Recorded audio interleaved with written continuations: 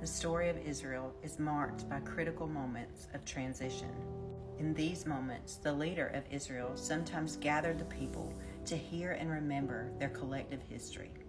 Both Moses and Joshua initiated such gatherings just before their death.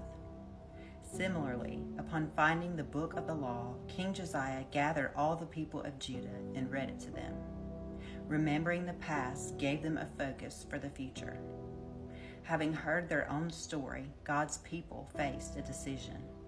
They could renew their covenant and continue on with God, or choose a different future dedicated to other gods.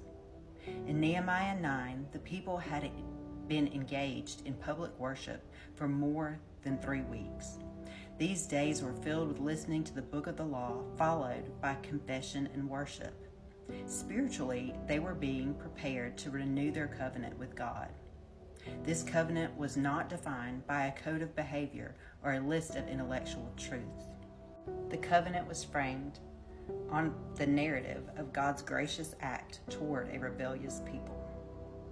After praising the greatness of God and acknowledging Him as the creator and sustainer of all things, the Levites retold the story.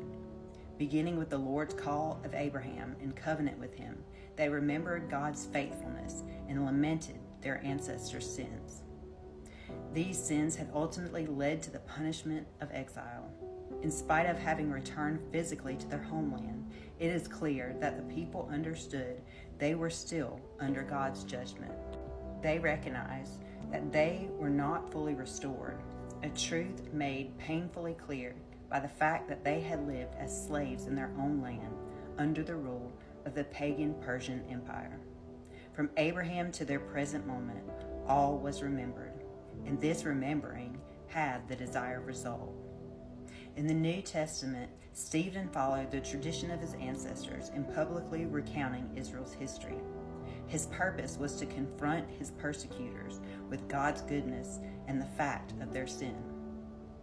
Though they imagined themselves to be the most righteous of their kinsmen, Stephen painted a very different picture. They were actually guilty of opposing God. They had rejected the new covenant established by Christ, betraying and murdering him instead.